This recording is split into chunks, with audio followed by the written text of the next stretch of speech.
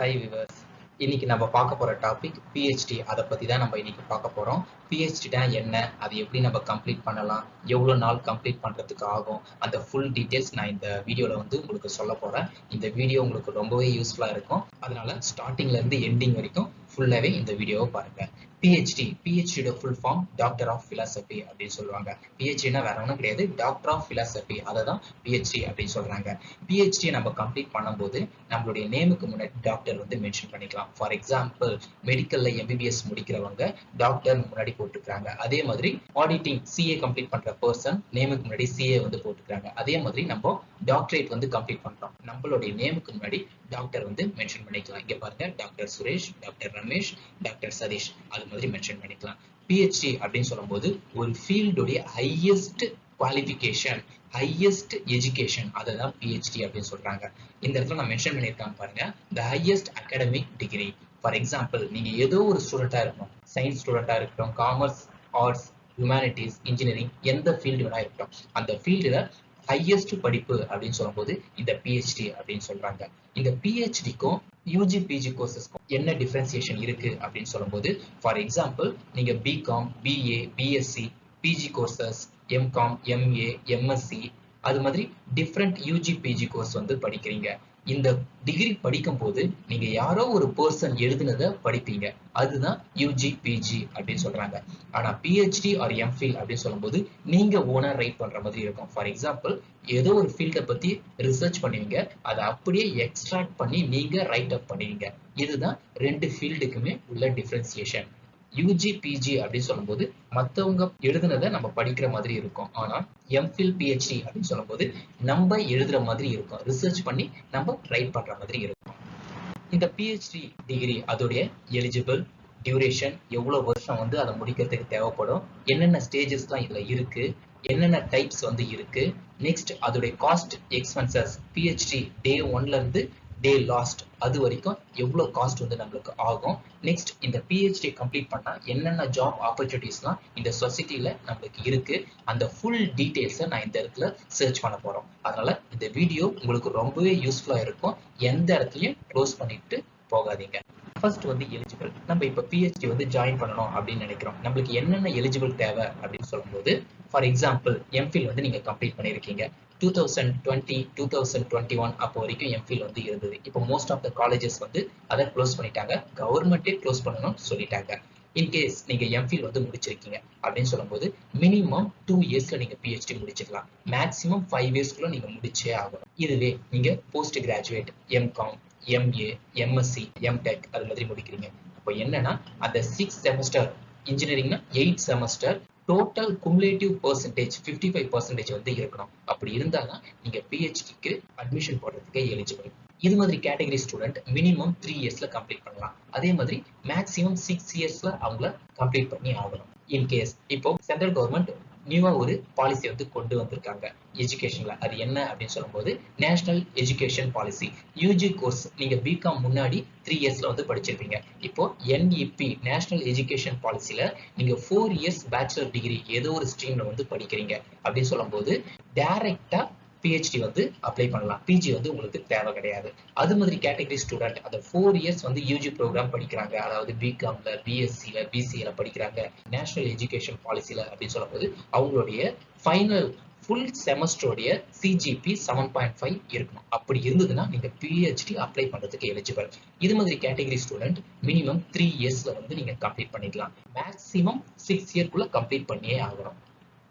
Next, நான் மேல பார்த்த எல்லா டீடைல்ஸுமே ஃபுல் டைம் அந்த பிஹெச்டி நம்ம ஃபாலோ பண்ணியிருந்தோம். இந்த இடத்துல பார்ட் டைம்னு ஒன்று கொடுத்துருக்காங்க. ஃபுல் டைமுக்கும் பார்ட் டைமுக்கும் என்ன டிஃபரன்சியேஷன் இருக்கு அப்படின்னு சொல்லும்போது, ஃபுல் டைம்னா நீங்க டைரக்டா காலேஜ்க்கு ரெகுலரா ஸ்டூடெண்ட் மாதிரி போகிற மாதிரி இருக்கும். ஆனா பார்ட் டைம்னா அப்படி கிடையாது, ஜஸ்ட் ரிஜிஸ்டர் மட்டும் பண்ணுவீங்க, எப்பப்பெல்லாம் காலேஜ்ல மீட்டிங் அப்போ கூப்பிடுறாங்களோ அப்போ மட்டும் நீங்க போகிற மாதிரி இருக்கும். அதுதான் ஃபுல் டைமுக்கும் பார்ட் டைமுக்கும் உள்ள டிஃபரன்சியேஷன். ஃபுல் டைம்னு சொல்லும்போது அட்வான்ஸா ஒரு 1 இயருக்கு முன்னாடியே நீங்க முடிச்சிடலாம். பார்ட் டைம்னு சொல்லும்போது ஒரு 1 இயர் கழிச்சு தான் நீங்க முடிக்கிற மாதிரி இருக்கும். பார்ட் டைம் ஸ்டூடெண்டா இருக்கீங்க அப்படின்னு சொல்லும்போது மினிமம் 4 இயர்ஸ்ல நீங்க கம்ப்ளீட் பண்ணலாம், மேக்ஸிமம் 7 இயர்ஸ்ல நீங்க கம்ப்ளீட் பண்ணி. Next, duration. இப்போ பிஹெச்டி ஸ்டார்டிங்ல இருந்து முடியறது வரைக்கும் என்னென்ன டியூரேஷன், எந்தெந்த டியூரேஷன்ல என்னென்னலாம் நீங்க பண்ணணும், அது எல்லாமே நான் இந்த இடத்துல மென்ஷன் பண்ணியிருக்கேன். ஃபர்ஸ்ட் டிசி மீட்டிங் அப்படின்னு சொல்லுவாங்க. டிசினா டாக்டரல் கமிட்டி. ஒரு சில காலேஜ்ல வந்து அதை வந்து ஆர்ஏசி மீட்டிங் அப்படின்னு சொல்லுவாங்க. Research advisory committee meeting. Research advisory committee or doctoral committee meeting இதுனா வேற ஒன்றும் கிடையாது. 6 month ரிப்போர்ட் வந்து கொடுக்கணும். ஃபார் எக்ஸாம்பிள் ஒரு பிஹெச்டி ஸ்காலர் வந்து இருக்கிறாங்க. பிஹெச்டி பண்ற பர்சனல் ஸ்காலர்னு சொல்லுவாங்க. யாருக்கிட்ட பண்றாங்களோ அவங்க கைடுன்னு சொல்லுவாங்க. அந்த பர்சன் 6 monthல பிஹெச்டி ரிலேட்டடா என்னென்ன ஒர்க்லாம் ஃபாலோ பண்ணியிருந்தாங்க அதை எல்லாமே மென்ஷன் பண்றது இந்த டிசி மீட்டிங்ல ஃபாலோ பண்ற மாதிரி இருக்கும். நீங்க எம்ஃபில் முடிச்சிருக்கீங்கன்னா மினிமம் 3 டிசி மீட்டிங் வந்து கம்ப்ளீட் பண்ற மாதிரி இருக்கும். ஒவ்வொரு டிசி மீட்டிங்க்கும் கம்பல்சரி 6 months வந்து ஆகியிருக்கணும். அதே மாதிரி நீங்க என்இபி படி நியூ எஜுகேஷன் பாலிசில பேச்சுலர் டிகிரி முடிச்சிருக்கீங்க இல்ல பிஜி வந்து முடிச்சிருக்கீங்க அப்படின்னு சொல்லும்போது 4 டிசி மீட்டிங் வந்து கண்டக்ட் பண்ற மாதிரி இருக்கும். ஒவ்வொரு டிசி மீட்டிங் கண்டக்ட் பண்றதுக்குமே 6 months வந்து நம்மளுக்கு தேவைப்படும். Next synopsis. சினாப்சிஸ்னா வேற ஒன்றும் கிடையாது. நம்மளுடைய ப்ராஜெக்ட் தீசிஸோடைய ஒரு ஷார்ட் ப்ராஜெக்ட் தான் இந்த சினாப்சிஸ் அப்படின்னு சொல்றாங்க. இந்த சினாப்சிஸை நீங்க சப்மிட் பண்ணணும் அப்படின்னு சொல்லும்போது எம்ஃபில் ஸ்டூடெண்டா இருந்தா 1.9 years அது கழிச்சு நீங்க சப்மிட் பண்ணலாம். அதுவே நீங்க பிஜி ஆர் என்இபில படிச்சிருக்கீங்க அப்படின்னு சொல்லும்போது 2.9 years கழிச்சு நீங்க சினாப்சிஸ் சப்மிட் பண்ணலாம். சினாப்சிஸ்னா வேற ஒன்றும் கிடையாது. இதுவும் ஒரு டிசி ஆர்ஏசி மீட்டிங் மாதிரி தான். ஆனா சினாப்சிஸ்ல என்ன நம்ம செக் பண்ணுவாங்க அப்படின்னு சொல்லும்போது நம்ம ப்ராஜெக்டோடைய ஒரு ஷார்ட் லுக்கை வந்து செக் பண்ணுவாங்க. என்னென்ன பேப்பர்லாம் பப்ளிஷ் பண்ணியிருக்கோம், என்னென்ன கான்ஃபரன்ஸ் வந்து அட்டென்ட் பண்ணியிருக்கோம், அதை வந்து செக் பண்றது இந்த சினாப்சிஸ். இந்த சினாப்சிஸை நீங்க சப்மிட் பண்ணணும் அப்படின்னு சொல்லும்போது மினிமம் எம்ஃபில் ஸ்டூடெண்ட்க்கு 1.9 years ஆகிருக்கணும். அதுவே NEP student or PG student அப்படின்னு சொல்லும்போது 2.9 years வந்து ஆகிருக்கணும். நெக்ஸ்ட் வந்து ப்ரீ வைவா. நீங்க மெயின் வைவா கண்டக்ட் பண்றதுக்கு முன்னாடி ப்ரீ வைவா வந்து கண்டக்ட் பண்ணணும். எப்படி எப்படிலாம் ஃபாலோ பண்ணலாம், இது வந்து உங்களுக்கு ஒரு டெஸ்டிங் பீரியட் மாதிரி.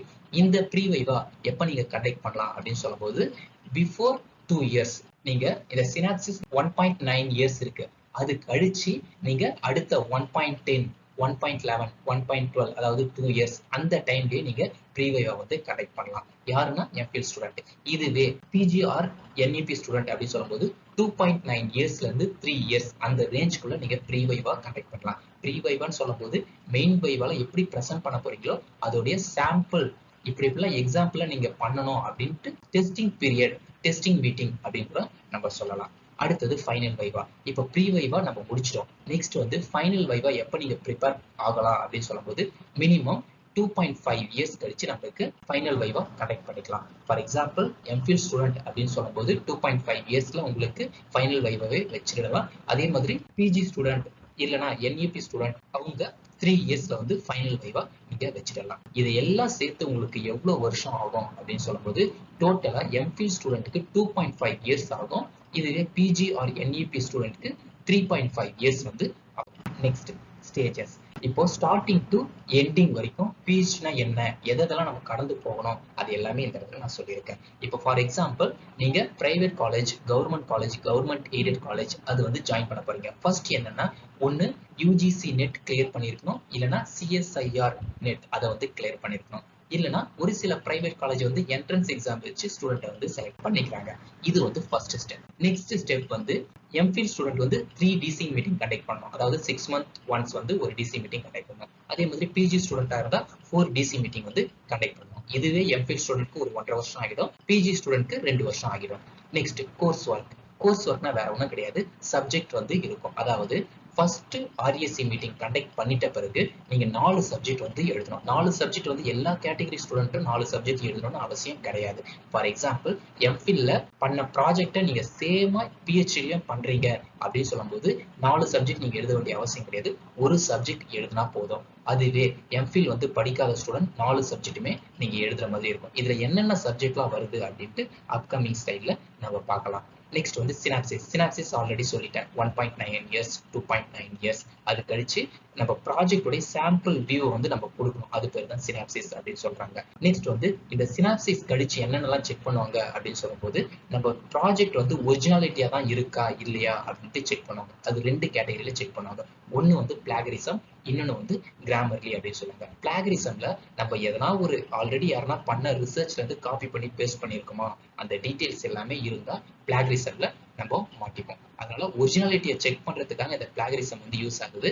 அதே மாதிரி பிளாகரிசம் அந்த டூல்ல அப்லோட் பண்ணிட்டு நம்மளுக்கு வர அவுட்புட்ல less than 10% எரர் இருந்தா நம்ம வந்து அக்செப்ட் பண்ணிடுவாங்க. இதுவே மோர் தென் 10% இருந்தா நெக்ஸ்ட் ரிவ்யூக்கு போற மாதிரி இருக்கும். அதை நம்ம ரெக்டிஃபை பண்ணிட்டு சேஞ்ச் பண்ணிட்டு அடுத்த பிளாகரிசம்க்கு அனுப்புற மாதிரி இருக்கும். நெக்ஸ்ட் வந்து கிராமர்லின்னு சொல்லும்போது இந்த grammar, communication, sentence, verb, tenses எல்லாமே கரெக்டா இருக்கா, ப்ராப்பரா சென்டென்ஸ் ஃப்ரேம்வொர்க் பண்ணிருக்காங்களா, அது எல்லாமே செக் பண்ணுவாங்க. இதை முடிச்சிட்ட பிறகு நம்ம ப்ரீ வைவாக்கு எலிஜிபிள். ப்ரீ வைவா முடிச்சிட்ட பிறகு நம்மளுடைய ஃபுல் ப்ராஜெக்டை என்ன பண்ணுவாங்கன்னா இந்தியன் எக்ஸாமினர், ஃபாரின் எக்ஸாமினருக்கு வந்து அனுப்புவாங்க. அதாவது நம்ம இந்தியன் எக்ஸாமினர் ஒரு 3 பர்சனை வந்து கொடுக்கணும். அவங்க எல்லாமே பிஹெச்ல ஒரு சுப்பீரியர் பர்சனா இருப்பாங்க. இந்தியன் எக்ஸாமினர் அதாவது வித்தின் இந்தியாவுக்குள்ள ஒரு 3 பர்சனுக்கு வந்து நம்ம ஃபுல் ப்ராஜெக்டை அனுப்புற மாதிரி இருக்கும். அதே மாதிரி ஃபாரின் எக்ஸாமினர் சொல்லும்போது 3 பர்சன் நம்ம கொடுப்போம். அதுல இருந்து ஒரு பர்சனுக்கு வந்து காலேஜ் வந்து அனுப்புவாங்க. இந்தியன் எக்ஸாமினருக்கும் ஃபாரின் எக்ஸாமினருக்கும் சேம் கேட்டகரி தான். நம்ம 3 பேனல் வந்து கொடுப்போம், 3 பர்சனை வந்து கொடுப்போம். அதுல காலேஜ் வந்து ஒரு பர்சனை சூஸ் பண்ணி ஒருத்தருக்கு அனுப்புவாங்க. அந்த அனுப்புற பர்சன் நம்மளுக்கு தெரியாது. ஃபாரின் எக்ஸாமினரும் அதே மாதிரி தான்.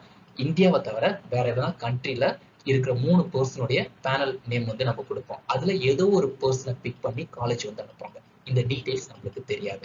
இந்த ரிப்போர்ட் வந்து once Indian examiner, foreign examiner உங்ககிட்ட இருந்து வந்துருச்சுன்னா நம்ம நெக்ஸ்ட் வந்து ஃபைனல் வைவா கண்டக்ட் பண்றதுக்கு எலிஜிபிள். இந்த ரிப்போர்ட் வரதுக்கு மினிமம் ஒரு 6 மந்த் வந்து ஆகலாம். ஃபைனல் வைவா கண்டக்ட் பண்ணிட்ட பிறகு நம்ம டாக்டரேட் டிகிரி வந்து அவார்ட் வந்து பண்ணிடுவாங்க. இதுதான் ஃபைனல் ஸ்டேஜ். இந்தந்த ஸ்டேஜ்ல நீங்க கம்ப்ளீட் பண்ணாதான் லாஸ்டா இருக்கிற டாக்டரேட் டிகிரி உங்களுக்கு கிடைக்கிற மாதிரி இருக்கும். Next joining process, admission detail என்னென்னலாம் இருக்கு, எப்படி வந்து ஸ்டார்டிங்ல ஜாயின் பண்ண போறோம் அப்படின்னு சொல்லும்போது கவர்மெண்ட் காலேஜ்ல நீங்க ஜாயின் பண்ணுறீங்க அப்படின்னு சொல்லும்போது நீங்க கம்பல்சரி யூஜிசி நெட் இல்லைன்னா சிஎஸ்ஐஆர் நெட் இதை கம்ப்ளீட் பண்ணிருக்கணும். ஒரு சில காலேஜஸ் என்ன பண்றாங்கன்னா டைரக்டா அவங்க கைடு வந்து அப்பாயின்மெண்ட் பண்றாங்க. ஆனா most of the college government aided college UGC NET clear பண்ணிருக்கணும், இல்லைன்னா சிஎஸ்ஐஆர் நெட் வந்து கிளியர் பண்ணிருக்கணும். அப்பதான் நம்மளுக்கு அட்மிஷனுக்கு eligible.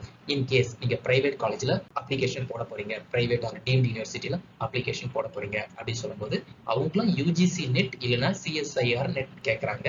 Most of the college என்ன பண்றாங்கன்னா என்ட்ரன்ஸ் எக்ஸாம் வச்சு ஸ்டூடெண்ட்டை அப்பாயிண்ட் பண்றாங்க, இல்லைன்னா டைரக்ட் இன்டர்வியூ அது மூலமாவும் ஸ்டூடெண்ட்ஸை வந்து ரெஜிஸ்டர் பண்ண வைக்கிறாங்க. இந்த இடத்துல UGC NET or CSIR NET அப்படின்னா என்னன்னு சொல்லும்போது கவர்மெண்ட் கண்டக்ட் பண்ற ஒரு என்ட்ரன்ஸ் டெஸ்ட் மாதிரி. ஃபார் எக்ஸாம்பிள் இந்த டெஸ்ட்ல நீங்க ஜேஆர்எஃப்ல கிளியர் பண்ணிட்டீங்க அப்படின்னு சொல்லும்போது ஜேஆர்எஃப்னா வேற ஒன்றும் கிடையாது, ஜூனியர் ரிசர்ச் ஃபெலோஷிப். இதுல நீங்க கிளியர் பண்ணிட்டீங்க, அதாவது சென்ட்ரல் கவர்மெண்ட் எப்படி கிளியர் பண்றாங்க அப்படின்னு சொல்லும்போது 100% எழுதுனா அதுல இருந்து 1% பீப்புளை மட்டும்தான் இந்த ஜேஆர்எஃப் வந்து செலக்ட் பண்றாங்க. ஃபார் எக்ஸாம்பிள் 1000 பர்சன் அப்ளை பண்றாங்க அப்படின்னு சொல்லும்போது அதுல 10% தான் கவர்மெண்ட் வந்து பிக் பண்றாங்க. இன்கேஸ் நீங்க ஜேஆர்எஃப் கிளியர் பண்ணிட்டீங்க அப்படின்னு சொல்லும்போது நீங்க பிஹெச்டி ஜாயின் பண்றதுல இருந்து முடிகிற வரைக்கும் கவர்மெண்ட் வந்து ஸ்டைஃபண்ட் ஃபெலோஷிப் அமௌண்ட் வந்து கொடுப்பாங்க. ஃபர்ஸ்ட் 2 இயர்ஸ்க்கு எவ்வளவு தராங்க அப்படின்னு சொல்லும்போது பெர் மந்த்துக்கு 37,000 கொடுக்குறாங்க. அதே மாதிரி ஆஃப்டர் 2 இயர்ஸ் பெர் மந்த்துக்கு வந்து 42,000 வந்து கொடுக்குறாங்க. நீங்க பிஹெச்டி கம்ப்ளீட் பண்ற வரைக்கும், அதாவது டைப்பிக்கலி 3 இயர்ஸ்க்கு வந்து இந்த அமௌண்ட் வந்து ப்ரொவைட் பண்ற மாதிரி இருக்கும். அதனால செலெக்ஷன் ப்ராசஸுமே ஜேஆர்எஃப்ல ரொம்ப டஃப். 100 பேர் எழுதினாங்கன்னா ஒருத்தரை தான் ஜேஆர்எஃப் வந்து செலக்ட் பண்றாங்க.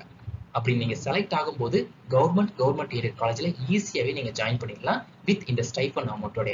மந்த்லி வைஸ் உங்களுக்கு 37,000 வரப்போகுது. ஆஃப்டர் 2 இயர்ஸ் வந்து 42,000 வந்து வரப்போகுது. இந்த அமௌண்ட் உங்களுக்கு ரிசர்ச்சுக்கு ரொம்பவே யூஸ்ஃபுல்லா இருக்கும். Next DC meeting, RAC meeting, review meeting. இந்த 3 மீட்டிங்கும் ஒண்ணுதான், நேம் மட்டும்தான் டிஃபரன்ஷியேட் பண்றாங்க. ஒவ்வொரு காலேஜுக்கு ஏற்ற மாதிரி ஒவ்வொரு நேம்ல வந்து கூப்பிடுறாங்க.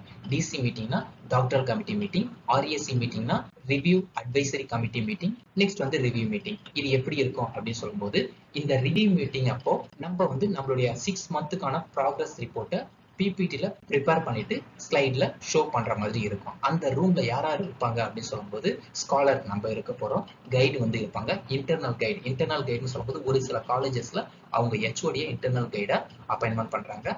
ஒரு சில காலேஜஸ்ல எக்ஸ்டர்னல் வந்து ஒரு பர்சன் அப்பாயின்மெண்ட் பண்றாங்க, எக்ஸ்டர்னல் கைடும் ஒருத்தங்க வருவாங்க.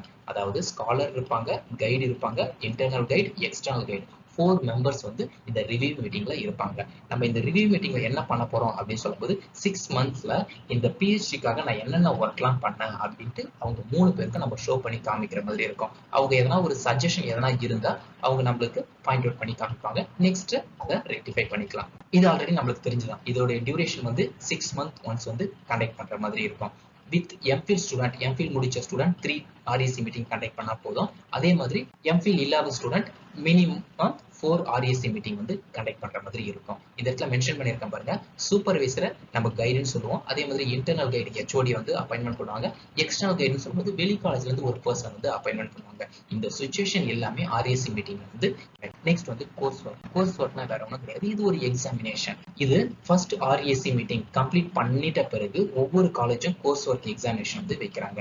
கோர்ஸ் ஒர்க் எக்ஸாமினேஷனை பொறுத்த வரைக்கும் என்னென்ன டைப் ஆஃப் சப்ஜெக்ட் வருது, எவ்வளவு மார்க் இருக்கு, எப்படி நம்ம எழுதணும், அந்த டீடைல்ஸ் தான் இந்த இடத்துல நான் உங்களுக்கு கொடுக்குறேன். சப்ஜெக்டை பொறுத்த வரைக்கும் research methodology, relevant subject specific course work, research and publication ethics, writing skills.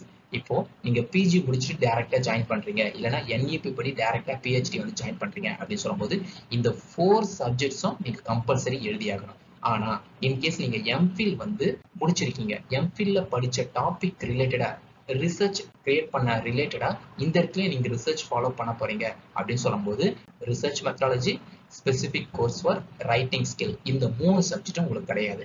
ஆனா நீங்க என்ன எழுதணும் அப்படின்னு சொல்லும்போது ரிசர்ச் அண்ட் பப்ளிகேஷன் எத்திக்ஸ் இந்த சப்ஜெக்ட் மட்டும் எழுதினா போதும் அவுட் ஆஃப் 4 சப்ஜெக்ட்ல அப்படின்னு சொல்றாங்க. அதாவது நம்ம MPhil முடிச்சா ஒரு சப்ஜெக்ட் எழுதுற மாதிரி இருக்கும். வித்தவுட் MPhil ஸ்டூடெண்ட்க்கு 4 சப்ஜெக்ட்டுமே எழுதுற மாதிரி இருக்கும். ஒவ்வொரு சப்ஜெக்ட்டுமே ஹேஸ் 100 மார்க்ஸ். அப்போ டோட்டலா 400 மார்க்ஸ் வரும். யாருக்குன்னா PG NEP ஸ்டூடெண்ட்க்கு. MPhil ஸ்டூடெண்ட்க்கு 100 மார்க்ஸ் மட்டும்தான். இந்த இடத்துல அதுதான் கொடுத்துருக்கேன். வித் MPhil ஸ்டூடெண்ட் அப்படின்னு சொல்லும்போது 1 சப்ஜெக்ட் மட்டும் எழுத போறாங்க. Without MPhil student all subject 4 சப்ஜெக்டும் எழுதுற மாதிரி இருக்கும். Next synopsis. சினாப்சிஸ்னா வேற ஒன்றும் கிடையாது. நம்ம ரிசர்ச் தீசிஸ் வந்து சப்மிட் பண்ண போறோம். தீசிஸோட ஒரு ஷார்ட் கண்டென்ட் தான் சினாப்சிஸ் அப்படின்னு சொல்றாங்க. சினாப்சிஸ் அப்போ எதெல்லாம் செக் பண்ணுவாங்க அப்படின்னு சொல்லும்போது இதோட மெயின் பாயிண்ட் என்னன்னா சினாப்சிஸ் R&Dனா ரிசர்ச் அண்ட் டெவலப்மெண்ட். நம்ம PhD வந்து research and development R&D department தான் நம்ம ரிஜிஸ்டர் பண்ணியிருப்போம் ஒவ்வொரு காலேஜ்லயும். அந்த பர்சன் கிட்ட இருந்து நம்ம அப்ரூவல் வாங்குறது. இந்த சினாப்சிஸ் மீட்டிங் எப்போ கண்டக்ட் பண்ணலாம் அப்படின்னு சொல்லும்போது MPhil ஸ்டூடெண்டா இருந்தா 1 years 9 months கழிச்சு சினாப்சிஸ் மீட்டிங் வந்து கண்டக்ட் பண்ணலாம். அதுவே வித்தவுட் MPhil ஸ்டூடெண்ட் அப்படின்னு சொல்லும்போது 2 years 9 months கழிச்சு சினாப்சிஸ் மீட்டிங் வந்து கண்டக்ட் பண்ணலாம். சினாப்சிஸ் அப்போ 3 threshold வந்து ஃபாலோ பண்ணுவாங்க. என்னென்ன அப்படின்னு சொல்லும்போது சினாப்சிஸ் டாக்குமெண்ட், பப்ளிகேஷன், கான்ஃபரன்ஸ், இது 3த்தையுமே செக் பண்ணுவாங்க. சினாப்சிஸை பொறுத்த வரைக்கும் என்ன இருக்கும் அப்படின்னு சொல்லும்போது உங்களுடைய டிசர்டேஷன், தீசிஸ்னு சொல்லும்போது ஒரு 200-250 பேஜ் வந்து நீங்க ஃபாலோ பண்ணியிருப்பீங்க. அதை ஷார்ட்டா ஒரு 20 to 50 பேஜஸ் வந்து ப்ரிப்பேர் பண்ணி நம்ம ரிசர்ச் அண்ட் டெவலப்மெண்ட் அந்த ஹெட் பர்சன் டீன்னு சொல்லுவாங்க, அவங்க கிட்ட இருந்து சைன் வாங்குற மாதிரி இருக்கும். நெக்ஸ்ட் வந்து பப்ளிகேஷன் சொல்லும்போது ஸ்கோபஸ் இல்லைன்னா web of science. Arts student சொல்லும்போது ஸ்கோபஸ்ல நம்ம பேப்பர் பப்ளிஷ் பண்ணுவோம். சயின்ஸ் ஸ்டூடெண்ட் அப்படின்னு சொல்லும்போது வெப் ஆஃப் சயின்ஸ்ல வந்து அவங்க பேப்பர் பப்ளிஷ் பண்ணுவாங்க. எத்தனை பேப்பர் பப்ளிஷ் பண்ணணும் அப்படின்னு சொல்லும்போது 3 பேப்பர்ஸ் வந்து பப்ளிஷ் பண்ணிருக்கணும். அதே மாதிரி கான்ஃபரன்ஸ் சொல்லும்போது எதனா ஒரு காலேஜ்ல கான்ஃபரன்ஸ் வந்து கண்டக்ட் பண்ணுவாங்க. நம்மளுடைய பேப்பர் வந்து அந்த இடத்துல ப்ரெசென்ட் பண்ற மாதிரி இருக்கும். அவங்க வந்து ப்ரெசென்ட் பண்ணதுக்கான சர்டிஃபிகேட்டும் கொடுப்பாங்க. ஒரு சில காலேஜஸ் 2 பேப்பர்ஸ் பப்ளிஷ் பண்ணா போதுன்றாங்க. 2 சர்டிஃபிகேட் கான்ஃபரன்ஸ்ல ப்ரெசென்ட் பண்ணா போதும் அப்படின்னு சொல்றாங்க. ஒரு சில காலேஜஸ் என்ன பண்றாங்கன்னா 3 பேப்பர்ஸ் வந்து பப்ளிஷ் பண்ணிருக்கணும், அதே மாதிரி 3 கான்ஃபரன்ஸ் வந்து அட்டென்ட் பண்ணிருக்கணும் அப்படின்னு சொல்றாங்க. அந்த கான்ஃபரன்ஸும் ஆன்லைன்ல அக்செப்ட் பண்ண மாட்டாங்க, ஆஃப்லைன் தான். அதாவது டைரக்டா ஏதோ ஒரு காலேஜுக்கு நீங்க போறீங்க, கான்ஃபரன்ஸ் அட்டென்ட் பண்ணி பேப்பர் வந்து ப்ரெசென்ட் பண்றீங்க. அந்த ஆஃப்லைன் மோட்ல சர்டிஃபிகேட் கொடுத்தாதான் வேலிட் வந்து ஒரு சில காலேஜ் வந்து ஃபாலோ பண்றாங்க. இந்த 3 கேட்டகரியும் சினாப்சிஸ், பப்ளிகேஷன், கான்ஃபரன்ஸ், இது எல்லாமே கரெக்டா இருக்கு, பர்ஃபெக்டா இருக்கு அப்படின்னு சொல்லும்போது நம்மளுடைய டீன் வந்து நம்மளுடைய ரிசர்ச் ஒர்க்குக்கு வந்து சைன் போட்டு கொடுத்துருவாங்க. அப்போ சைன் போட்டு கொடுத்த பிறகு நம்ம சினாப்சிஸ் மீட்டிங் வந்து கண்டக்ட் பண்ணிக்கலாம். இந்த இடத்துல மென்ஷன் பண்ணியிருக்கேன் பாருங்க, eligible to conduct synopsis meeting. Next வந்து சாப்டர்ஸ். நம்ம இந்த PhD ரிசர்ச் தீசிஸ் அதுல என்னென்ன சாப்டர் இருக்கும் அப்படின்னு சொல்லும்போது மொத்தமா ஒரு 5 சாப்டர்ஸ் வந்து ஜெனரலா இருக்கும். ஃபர்ஸ்ட் வந்து சாப்டர் 1 இன்ட்ரோடக்ஷன். நம்ம எந்த டாபிக்ல ரிசர்ச் பண்றோமோ அதோடைய இன்ட்ரோடக்ஷன் அதை வந்து இந்த இடத்துல கொடுக்குற மாதிரி இருக்கும். இது ஒரு 30 பேஜஸ் வந்து மென்ஷன் பண்ணலாம். நெக்ஸ்ட் வந்து chapter 2 review of literature. Review of literature பொறுத்த வரைக்கும் நம்ம ரிசர்ச் பண்றோம்னா நிறைய ரிசர்ச் ஆல்ரெடி தீசிஸ் வந்து முடிச்சிருப்பாங்க, அதெல்லாம் வியூ பண்ணிட்டு அதுல இருந்து ஒரு ஐடியா மூலமா நம்மளுடைய ரிசர்ச் வந்து ஜென்ரேட் பண்ணிருக்கோம். அப்ப என்னன்னா அவங்களுடைய நேமையும் இந்த ரிவ்யூ ஆஃப் லிட்ரேச்சர்ல நம்ம கொடுக்குற மாதிரி இருக்கும். இது ஒரு 30 to 40 பேஜஸ் வந்து இருக்கும். Next chapter 3 design of the study அப்படின்னு சொல்லும்போது என்ன டூல் வந்து யூஸ் பண்றோம், எவ்வளவு பேருக்கு வந்து கொஸ்டினர் வந்து கொடுத்துருக்கோம், எவ்வளவு பேர்கிட்ட இருந்து கலெக்ட் பண்ணியிருக்கோம், சாம்பிள், ரிசர்ச் டிசைன், அதே மாதிரி அனாலிசிஸ் பார்ட், ஹைப்போதிசிஸ் பார்ட், இந்த டீடைல்ஸ் எல்லாமே இந்த சாப்டர் 3ல வந்து இன்க்ளூட் ஆயிருக்கும். இது ஒரு 30 to 40 பேஜஸ் வந்து இருக்கும். நெக்ஸ்ட் வந்து சாப்டர் 4 பொறுத்த வரைக்கும் டேட்டா இன்டர்பிரிட்டேஷன் அண்ட் அனாலிசிஸ். அதாவது நம்ம பர்சன் கிட்ட இருந்து கொஸ்டினர் கொடுத்து ஆன்சர் வந்து வாங்கியிருக்கோம், அதை அனாலிசிஸ் போட்டிருக்கோம், எவ்வளவு பர்சன் எதுக்கு வந்து ஓகே சொல்லியிருக்காங்க, எதுக்கு வந்து ஓகே சொல்லல. அதே மாதிரி SPSS டூல் வச்சு நம்ம டேட்டா அனாலிசிஸ் பார்ட் வந்து மேக் பண்ற மாதிரி இருக்கும். இது ஒரு 30 to 40 பேஜஸ் வந்து வரும். ஃபைனலா சாப்டர் 5ல சம்மரி, ஃபைண்டிங், சஜஷன், கன்க்ளூஷன், இந்த டீடைல்ஸ்லாம் கொடுக்குற மாதிரி இருக்கும். சம்மரி, ஃபைண்டிங், சஜஷன், இந்த ரிசர்ச்ல இதெல்லாம் நான் சஜஸ்ட் பண்ணி கொடுக்குறேன் அந்த டீடைல்ஸ். கன்க்ளூஷன், இது ரொம்ப யூஸ்ஃபுல்லா இருக்கு அந்த டீடைல்ஸ், இது எல்லாமே சாப்டர் 5ல இருக்கும். அடிஷன் ஆஃப் தட் நம்ம என்ன மென்ஷன் பண்ணோம்னா கொஸ்டினர் டீடைல்ஸும் மென்ஷன் பண்ணியிருக்கோம். ஃபார் எக்ஸாம்பிள் ஒரு 80 கொஸ்டின் வந்து என்னுடைய ரிசர்ச்சுக்கு நான் வச்சிருக்கேன், 120 கொஸ்டினர் வந்து நான் ரிசர்ச்சுக்கு வந்திருக்கேன். அந்த 1 to 80, 1 to 20 அந்த கொஸ்டினரோட டீடைல் வந்து லாஸ்டா ரிசர்ச்சோட ஃபைனல்ல நம்ம வைக்கிற மாதிரி இருக்கும். நெக்ஸ்ட் இப்போ நம்ம தீசிஸ் வந்து முடிச்சிட்டோம். தீசிஸ் வந்து ஒரிஜினாலிட்டியா இருக்கா, நம்ம தான் அந்த தீசிஸை வந்து கிரியேட் பண்ணியிருக்கோமா, எதுல இருந்தாவது காப்பி பண்ணியிருக்கோமா, அதை வந்து அனலைசிஸ் பண்ணுவாங்க. அதை அனலைசிஸ் பண்றதுக்கு 2 பார்ட்டா பிரிக்கிறாங்க. ஒன்னு வந்து பிளாகரிசம், இன்னொன்னு வந்து கிராமர்லி. பிளாகரிசம்னா யாரோ ஒரு பர்சன் பண்ண ரிசர்ச்சை அவங்களுடைய கன்சர்ன் இல்லாம நம்ம எடுத்து யூஸ் பண்ணியிருக்கோமா அதை செக் பண்றது பிளாகரிசம். அவங்களுடைய கன்சர்ன் மூலமா நம்ம எடுத்து யூஸ் பண்ணலாம், அவங்களுடைய கன்சர்ன் இல்லாம நம்ம யூஸ் பண்ண முடியாது. அப்படி யூஸ் பண்ணியிருந்தா பிளாகரிசம்ல நம்ம மாட்டிப்போம். பிளாகரிசம் அதாவது டர்னித், ஐதென்டிகேட், கிராமர்லி, காபிஸ்கேப், பிளாகரிசம், இது எல்லாமே பிளாகரிசம் செக் பண்ற ஒவ்வொரு டூல். ஒவ்வொரு காலேஜுமே டிஃப்ரெண்ட் டைப்ஸ் ஆஃப் டூல்ஸை வந்து யூஸ் பண்றாங்க. இன்கேஸ் பிளாகரிசம்ல நம்ம ஒரிஜினாலிட்டி less than 10, அதாவது எரர் ரேட் less than 10 இருந்தா காலேஜ் வந்து அப்ரூவ் கொடுத்துருப்பாங்க. இதுவே நம்ம ஒரிஜினாலிட்டி இல்ல, எரர் ரேட் more than 10% இருக்கு அப்படின்னு சொல்லும்போது எதெல்லாம் நீங்க எரர் பண்ணிருக்கீங்களோ அதை ரீவொர்க் பண்ணிட்டு அடுத்தது பிளாகரிசம்க்கு அனுப்புங்க அப்படின்னு சொல்றாங்க. இந்த இடத்துல கிராமர்லி அப்படின்னு சொல்லும்போது இங்கிலீஷ் பேசிஸ்ல இருக்கும். அதாவது சென்டென்ஸ் ஃப்ரேம் ஒர்க் கரெக்டா இருக்கா, கிராமர் ஒர்க் எல்லாமே கரெக்டா இருக்கா, கேரக்டர் செக்கிங் எல்லாமே கரெக்டா இருக்கா, ஃபுல் அண்ட் ஃபுல் இந்த இங்கிலீஷ் ரிலேட்டடான ஒர்க் எல்லாமே கிராமர்லி. இது கிராமர்லி சாஃப்ட்வேர்ல போட்டு செக் பண்ணி எடுக்கிற மாதிரி இருக்கும். அதாவது ஏன் இந்த இடத்துல கிராமர்லி யூஸ் பண்றாங்க அப்படின்னு சொல்லும்போது நம்ம ஒன்ஸ் இதை வெப்சைட்ல அப்லோட் பண்ணிட்ட பிறகு வேர்ல்டு வைட் வந்து நம்மளுடைய ரிசர்ச்சை பார்க்கறதுக்கு சான்ஸ் இருக்கு. அப்ப எல்லாருக்கும் புரியுற மாதிரி இருக்கணும் நம்மளுடைய ரிசர்ச், அதுக்காக இந்த கிராமர்லி வந்து யூஸ் பண்றாங்க. சென்டென்ஸ் ஃப்ரேம் ஒர்க் எல்லாமே கரெக்டா இருக்கும். கரெக்டா இருந்துட்ட பிறகுதான் அப்ரூவ் பண்ணுவாங்க. பிளாகரிசமும் ஓகே ஆயிடுச்சு, கிராமர்லியும் ஓகே ஆயிடுச்சு அப்படின்னு சொல்லும்போது R&D டீன் பர்சன் எந்த இடத்துல நம்ம ரெஜிஸ்டர் பண்ணிருக்கோமோ அவங்க வந்து சைன் போட்டு கொடுத்துருவாங்க. நெக்ஸ்ட் வந்து ப்ரீ வைவா. சினாப்சிஸ் வந்து ஓவர் ஆயிடுச்சு, அடுத்தது வந்து ப்ரீ வைவா. ப்ரீ வைவானா மெயின் வைவாக்கு ஒரு மினி செட்டப், அதுதான் ப்ரீ வைவா அப்படின்னு சொல்றாங்க. ஒரு ரிஹர்சல் பாக்குற மாதிரி.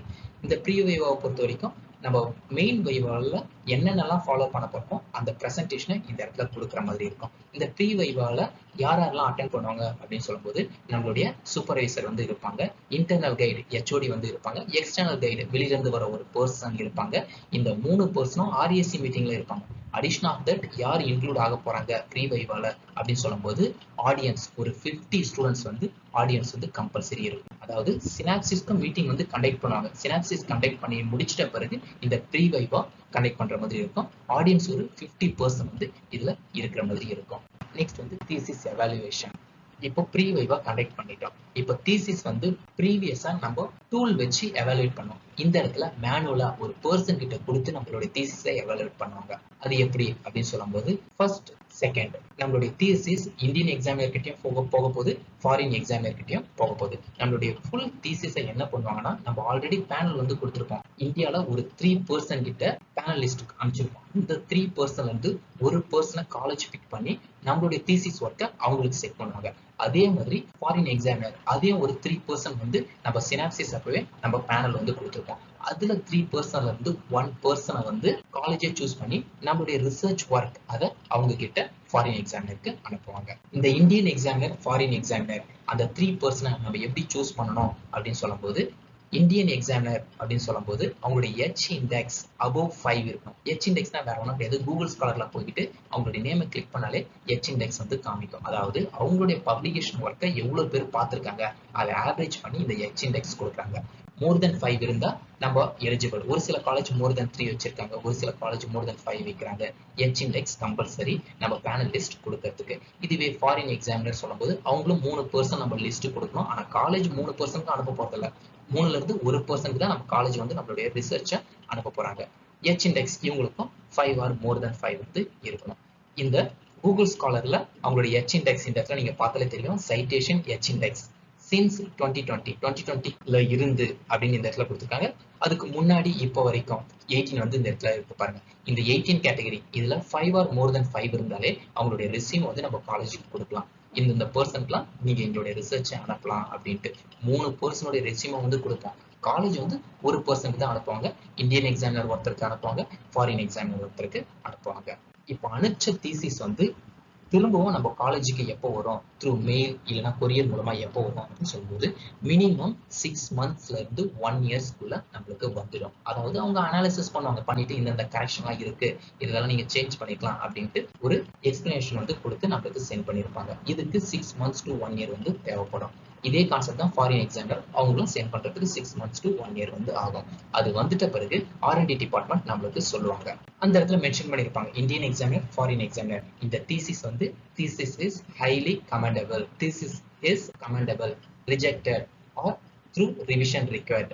இந்த இடத்துல highly commendable, commendable, through revision required இந்த மூணுத்துல டிக் பண்ணி கொடுத்திருந்தாங்க அப்படின்னு சொல்லும்போது நம்ம திரும்ப ரிட்டர்ன் பண்ண வேண்டிய அவசியம் கிடையாது. ஆனா ரிஜெக்டட் அப்படின்னு சொல்லும்போது என்ன நடக்கும், ஒன்ஸ் நம்மளுடைய தீசிஸை ரீசெக் பண்ணிட்டு ரீகரெக்ஷன் பண்ணிட்டு திரும்பவும் சென்ட் பண்ற மாதிரி இருக்கும். இது ப்ராசஸ் வந்து அதிகமா இருக்கும். ஹைலி கமெண்டபிள்னா நல்லா பண்ணியிருக்கோம்னு அர்த்தம், கமெண்டபிள்னா ஓகே அப்படின்னு அர்த்தம், த்ரூ ரிவிஷன் ரெக்வயர்ட்னா அவங்க சில சஜஷன் கொடுத்துருப்பாங்க, அதெல்லாம் நம்ம மாத்திட்டு வைவா வந்து கண்டக்ட் பண்ணிக்கலாம். ஆனா ரிஜெக்டட் சொல்லும் போது வந்த தீசிஸ் ஒர்க்கை திருப்பியும் நம்ம மாடிஃபை பண்ணி திருப்பியும் அனுப்புற மாதிரி இருக்கும். வேலை வந்து ரிஜெக்டட்ல அதிகம். Next viva was. வைவா வாஸை பொறுத்த வரைக்கும் ஃபைனல் ஸ்டேஜ் தான் இந்த வைவா வாஸ் அப்படின்னு சொல்றாங்க. இந்த இடத்துல நம்ம ப்ரீ வைவால என்ன பண்ணமோ அதே கான்செப்ட் தான் இந்த வைவா வாய்ஸ்லையும் கண்டக்ட் பண்ண போறோம். மினிமம் ஒரு 50 to 100 ஸ்லைட் வந்து பிபிடில வந்து நம்ம போட்டிருக்கோம். அதை வந்து பிரசன்டேஷன் வந்து ஃபாலோ பண்ற மாதிரி இருக்கும். இந்த இடத்துல நான் மென்ஷன் பண்ணியிருக்கேன் பாருங்க, 50 to 85 ஸ்லைட்ஸ் வந்து இருக்கணும் அப்படின்னு சொல்றோம். இந்த இடத்துல மெம்பரா யார் யார் இருக்கலாம் அப்படின்னு சொல்லும்போது இந்த இடத்துலயும் கைடு இருப்பாங்க. ஆனா இந்த இடத்துல internal examiner, external supervisor, internal guide, external guide அவங்க இருக்க மாட்டாங்க. அதாவது HOD வெளியில இருந்து ஒரு பர்சன் வருவாங்கல்ல, அந்த 2 பர்சனும் ப்ரீ வைவாவோட ஓவர் ஆயிடுவாங்க. அதுக்கப்புறம் இவங்க கண்டினியூ ஆக மாட்டாங்க. ஆனா வைவா எக்ஸாமினர் ஆர் ரிசோர்ஸ் பர்சன் அப்படின்னு சொல்லும்போது யாரை வந்து இவங்க இருக்கலாம் அப்படின்னு சொல்லும்போது வெளியில இருந்து இல்லைன்னா வேற ஸ்டேட்ல இருந்து அங்க இருந்து ஒரு பர்சன் வந்து அப்பாயின்மெண்ட் பண்ணுவாங்க. இது மாதிரி இந்த காலேஜ்ல ஒரு பர்சனுக்கு வந்து வைவா இருக்கு, நீங்க போய் அட்டென்ட் பண்ணுங்க, ரிசோர்ஸ் பர்சனா போங்க, அவங்களுடைய வைவா ஓகேவா, ஏன்னா சஜஷன் எதனா இருக்கா அப்படின்ட்டு ஒரு பர்சன். இந்த பர்சன் புது பர்சன், இது வரைக்கும் எந்த மீட்டிங்கே வந்திருக்க மாட்டாங்க. இந்த இடத்துல HOD அதை கட் பண்றேங்க, அது கிடையாது, தெரியாம டைப் பண்ணிட்டு இருக்கேன். நெக்ஸ்ட் ஆடியன்ஸை பொறுத்த வரைக்கும் ப்ரீ வைவால ஒரு 50% வந்து இருந்தாங்க. இந்த இடத்துல ஆடியன்ஸை பொறுத்த வரைக்கும் ஒரு 100% வந்து இருக்கணும். இந்த பர்சன் கிட்ட எல்லார்கிட்டயுமே நம்ம சைன் வாங்கி சப்மிட் பண்ற மாதிரி இருக்கும். இந்த மீட்டிங் முடிஞ்சிட்ட பிறகு காலேஜ் வந்து PhD டிகிரியை வந்து அவார்ட் பண்ணிடுவாங்க. இதுதான் ஃபைனல் ஸ்டேஜ். இப்போ இந்த PhD டிகிரி கம்ப்ளீட் பண்றதுக்கு எவ்வளவு காஸ்ட்லாம் ஆகும் அப்படின்னு சொல்லும்போது அப்ளிகேஷன் ஃபீஸ் இது வந்து பிரைவேட் காலேஜுக்கு மட்டும் நான் மென்ஷன் பண்ணியிருக்கேன். கவர்மெண்ட் காலேஜுக்கு எக்ஸாக்ட் சினரியோ இதே அமௌண்ட் இருக்கலாம், இதை விட அதிகமாகவும் இருக்கலாம், இதை விட கம்மியாகவும் இருக்கலாம். இது வந்து exact scenario of private college. Application fees minimum ஒரு 2000 வாங்குறாங்க. நெக்ஸ்ட் 5 செமஸ்டர், அதாவது குறைஞ்சது நம்ம 5 செமஸ்டர் வந்து 6 month ஒன்ஸ் செமஸ்டர் கண்டக்ட் பண்ணுவாங்க. 5 செமஸ்டர் இல்ல 4 செமஸ்டர் வந்து பே பண்ற மாதிரி இருக்கும். அது ஒவ்வொரு செமஸ்டருக்கும் பிரைவேட் காலேஜ்ல 30,000 to 50,000 வாங்குறாங்க. 5 செமஸ்டர் சொல்லும்போது 1,50,000 to 2,50,000. அந்த டிபெண்டிங் அப்பான் காலேஜோட பிராண்டுக்கு ஏற்ற மாதிரி ஃபீஸ் வந்து இன்க்ரீஸ் ஆகும். Next DC meeting. டிசி மீட்டிங்கும் சின்ன சின்ன செலவுலாம் இருக்கும். அப்போ ஒவ்வொரு மீட்டிங்கும் கண்டக்ட் பண்றதுக்கு அந்த பிரிண்டிங் ஒர்க், சின்ன சின்ன ரெஃப்ரெஷ்மெண்ட் அமௌண்ட், அது ஒவ்வொரு மீட்டிங்கும் ஒரு 10,000 ஆகும். மொத்தமா ஒரு 3 DC ஆர் 4 DC வந்து கண்டக்ட் பண்ணுவோம். 30,000 to 40,000 வந்து ஆகும். Next conference. ஒரு காலேஜஸ்ல 2 பேப்பர் பப்ளிஷ் பண்ணா போதும், ஒரு சில காலேஜஸ்ல 2 கான்ஃபரன்ஸ் அட்டென்ட் பண்ணா போதும் அப்படின்றாங்க. ஒரு சில காலேஜஸ்ல வந்து 3 கான்ஃபரன்ஸ் வந்து அட்டென்ட் பண்ணணும் அப்படின்னு சொல்றாங்க. ஒரு கான்ஃபரன்ஸ்க்கு எப்படியும் 5000 வந்து ஆகும். ஏன்னா நம்மளுக்கும் சர்டிஃபிகேட் வரணும், அட் த சேம் டைம் நம்மளுடைய கைடுக்கும் சர்டிஃபிகேட் வாங்கி தர மாதிரி இருக்கும். அது ஒரு பெர் கான்ஃபரன்ஸ்க்கு 5000 ஆகும். 3 கான்ஃபரன்ஸ் சொல்லும்போது 15000 ஆகும். நெக்ஸ்ட் பப்ளிகேஷன் சொல்லும்போது நம்மளுடைய பேப்பரை ஸ்கோபஸ் ஆர் வெப் ஆஃப் சயின்ஸ்ல போடுற மாதிரி இருக்கும். ஒரு பேப்பரை பப்ளிஷ் பண்றதுக்கு 35,000 to 50,000 வந்து ஆகும். அப்போ மொத்தமா 3 பேப்பர்ஸ் அப்படின்னு சொல்லும்போது 90,000 to 1,20,000 வந்து ஆகும். Next analysis part. இப்போ காமர்ஸ் ஸ்டூடெண்ட், மேனேஜ்மெண்ட் ஸ்டூடெண்ட் சொல்லும்போது கொஸ்டினர்லாம் அனாலிசிஸ் வந்து போடணும். இந்த பார்ட் நீங்க அனாலிசிஸ் நீங்களே போட்டா ஓகே, SPSS டூலை வச்சு நீங்களே போட்டா ஓகே. இன்கேஸ் ஒரு சில ஸ்டூடெண்ட் என்ன பண்ணுவாங்கன்னா SPSS டூல் போட தெரியாது அப்படின்னு சொல்லும்போது அவங்களுடைய ஒர்க்கை வந்து வெளில கொடுத்து அனாலிசிஸ் பார்ட் வந்து வாங்குவாங்க. இதை நீங்க போட்டீங்கன்னா இந்த அமௌண்ட் 32,000 to 40,000 இது உங்களுக்கு ரெடியூஸ் ஆகிடும். போடாத கேஸ்ல இதுவும் உங்களுடைய காஸ்ட்ல வந்து ஆட் ஆகும். நெக்ஸ்ட் சினாப்சிஸ் மீட்டிங் வந்து கண்டக்ட் பண்ணோம். அப்போ என்னன்னா சினாப்சிஸ் அப்பவே இந்தியன் எக்ஸாமினர், ஃபாரின் எக்ஸாமினர் அவங்க சென்ட் பண்ற கொரியர் அமௌண்ட் வந்து நம்மளுக்கு வாங்கிடுவாங்க. அது ஒரு 30,000 to 40,000. நெக்ஸ்ட் சினாப்சிஸ் மீட்டிங் வந்து கண்டக்ட் பண்ணோம். அது ஜென்ரலா DC மீட்டிங் மாதிரி ஒரு 5,000 வந்து ஆகலாம். நெக்ஸ்ட் ப்ரீ வைவா. சினாப்சிஸ் மீட்டிங்க்கு 5 to 10,000 கூட ஆக சான்ஸ் இருக்கு. ப்ரீ வைவான்னு சொல்லும்போது ப்ரீ வைவா மீட்டிங் கண்டக்ட் பண்றதுக்கு ஒரு 15,000 வந்து ஆகும். ஏன்னா ஒரு 50% வந்து நம்ம மீட்டிங்க்கு கூப்பிடுறோம், அவங்களுக்கு ரெஃப்ரெஷ்மெண்ட் கொடுக்கணும், ஸ்நாக்ஸ் எதனா கொடுக்குற மாதிரி இருக்கும். அதெல்லாம் சேர்த்து ஒரு 15,000 ஆகிடும். நெக்ஸ்ட் இதை தவிர நார்மல் பிரிண்டிங், நம்ம சின்ன சின்ன பிரிண்டிங், இல்லைனா சைன் வாங்குற printing, application printing, DC meeting, இல்லைனா சினாப்சிஸ் மீட்டிங், இல்லைனா ப்ரீ வைவா மீட்டிங், அதுக்கான அப்ளிகேஷன் கண்டக்ட் பண்ற மீட்டிங், இந்த பிரிண்டிங் எல்லாம் சேர்த்து ஒரு 10,000 வந்து ஆகிற மாதிரி இருக்கும். நெக்ஸ்ட் தீசிஸ் பைண்டிங் சொல்லும்போது நம்ம அந்த புக் ஒரு 4 பைண்டிங் வந்து போடுற மாதிரி இருக்கும். இந்தியன் எக்ஸாமினருக்கு ஒன்று போகும், ஃபாரின் எக்ஸாமினருக்கு ஒன்று போகும், நம்ம கைடுக்கு ஒன்று போகும், காலேஜுக்கு ஒன்று வரும். அதனால 5 to 6 பைண்டிங் கூட போடுற மாதிரி இருக்கும். இதுக்கான காஸ்ட் வந்து ஒரு 10,000 ஆகிற மாதிரி இருக்கும். நெக்ஸ்ட் வைவா அன்னைக்கு ஒரு 100 பேரை கூப்பிட்டு நம்ம ப்ரெசென்ட் பண்ற மாதிரி இருக்கும். அதனால அவங்களுடைய ரெஃப்ரெஷ்மெண்ட் அந்த டீடைல்ஸா இருக்கட்டும், சில காஸ்ட், ஸ்நாக்ஸ் அமௌண்ட், அது எல்லாம் சேர்த்து ஒரு 30,000 to 50,000 வந்து. இதையெல்லாம் சேர்த்து அப்ராக்சிமேட்டா நம்ம PhD பிரைவேட் காலேஜ்ல முடிக்கிறதுக்கு எவ்வளவு ஆகும் அப்படின்னு சொல்லும்போது 3,75,000 to 4,25,000 அந்த ரேஞ்சில் வரும். 4,50,000 கூட ஆக சான்ஸ் இருக்கு. இந்த சிமிலரா தான் கவர்மெண்ட் காலேஜ்லயே வர மாதிரி இருக்கும். கவர்மெண்ட் காலேஜ்னு சொல்லும்போது இந்த செமஸ்டர் ஃபீஸ் மட்டும் இருக்காது, மற்றபடி இது எல்லாமே சேமா தான் இருக்கும். நெக்ஸ்ட் இப்போ நீங்க PhD வந்து கம்ப்ளீட் பண்ணிட்டீங்க. இப்போ என்னென்ன ஜாப் ஆப்பர்ச்சுனிட்டிஸ்லாம் உங்களுக்கு இருக்கு அப்படின்னு சொல்லும்போது நீங்க ஸ்கூல் ஆர் காலேஜ் அதுல வந்து ப்ரொஃபசர் ஆர் டீச்சர் அந்த கேட்டகரியில வந்து நீங்க போகலாம். நெக்ஸ்ட் வந்து ரிசர்ச் டிபார்ட்மெண்ட் இன் காலேஜ். எந்த ஒரு காலேஜா இருந்தாலும் சரி, அட்மிஷன் டிபார்ட்மெண்ட், ஃபினான்ஸ் டிபார்ட்மெண்ட், அது மாதிரி டிஃப்ரெண்ட் டிபார்ட்மெண்ட் இருக்கும். அதே மாதிரி ரிசர்ச் டிபார்ட்மெண்ட்டும் இருக்கும். ரிசர்ச் டிபார்ட்மெண்ட் ஏதோ ஒரு புது திங்கை இன்னோவேட் பண்ற மாதிரி ரிசர்ச் பண்றது, அந்த டிபார்ட்மெண்ட்லயும் நீங்க ஒர்க் பண்ற ஆப்பர்ச்சுனிட்டி PhD முடிச்சா உங்களுக்கு கிடைக்கும். நெக்ஸ்ட் வந்து இண்டஸ்ட்ரியல் R&D டிபார்ட்மெண்ட். இண்டஸ்ட்ரியை பொறுத்த வரைக்கும் R&D டிபார்ட்மெண்ட்டும் ஒன்று இருக்கும். அது ஏன் இருக்கு அப்படின்னு சொல்லும்போது எந்த ஒரு இண்டஸ்ட்ரியலா இருந்தாலும் ஏதோ ஒரு ப்ராடக்ட்டை வந்து ப்ரொடியூஸ் பண்ண போறாங்க. அதை வந்து எப்படி நம்ம இன்னும் சிம்பிளிஃபை பண்ணலாம், மாடிஃபை பண்ணலாம், ஸ்பீடை இன்க்ரீஸ் பண்ணலாம், அது எல்லாமே யாரு பண்ணாங்கன்னா ரிசர்ச் அண்ட் டெவலப்மெண்ட்ல இருக்கிற பர்சன் தான் பண்ணுவாங்க. அதுல யாரு போக எலிஜிபிள் அப்படின்னு சொல்லும்போது PhD போற பர்சன் எலிஜிபிள். ஏன்னா இந்த 3-4 வருஷமே நம்ம ரிசர்ச் தான் பண்ணியிருக்கோம். அதே கான்செப்ட் தான் கம்பெனிலையும் ரிசர்ச் பண்ற மாதிரி இருக்கும், நம்ம எலிஜிபிள். நெக்ஸ்ட் என்டர்பிரனர் ஆகலாம். ஃபார் எக்ஸாம்பிள் நம்ம PhD முடிச்ச பிறகு நம்ம ஒரு கம்பெனி ஸ்டார்ட் பண்றோம். அதை நம்ம டெப்தா ரிசர்ச் பண்ணி எப்படி நம்ம ப்ராடக்ட்டை ஈஸியா கஸ்டமர் கொடுத்து சேல் பண்ணலாம், அந்த டீடைல்ஸ் எல்லாம் ரிசர்ச் பண்ற கான்டாக்ட் எப்படி நம்மளுக்கு முன்னாடியே கிடைக்குன்னா நம்ம பண்ண ப்ராஜெக்ட் மூலமா. அப்போ என்டர்பிரனர்ஷிப்பும் நம்ம ஆகலாம். நெக்ஸ்ட் வந்து கன்சல்டிங். ஃபார் எக்ஸாம்பிள் எதனா டேக்ஸை பத்தி யாருக்குன்னா எதனா ஐடியா தேவை, கம்பெனி எப்படி ஸ்டார்ட் பண்ணணும் அப்படின்ற பர்சனுக்கு யாருன்னா ஐடியா தேவை, அது மாதிரி சுச்சுவேஷன்ல யாருக்குன்னா நம்ம ஐடியா வந்து ப்ரொவைட் பண்ண போறோம். அது மாதிரி கன்சல்டன்ட்டா இந்த இடத்துல நம்ம யூஸ் ஆகலாம். ஃபார் எக்ஸாம்பிள் ஷேர்ஸ் எதுனா ஷேர் ஹோல்டருக்கு எதனா ஐடியா வந்து ப்ரொவைட் பண்றது, நாலேஜ் வந்து ப்ரொவைட் பண்றது, அந்த டீடைல்ஸ் எல்லாமே நம்ம PhD கம்ப்ளீட் பண்ண பர்சனுக்கு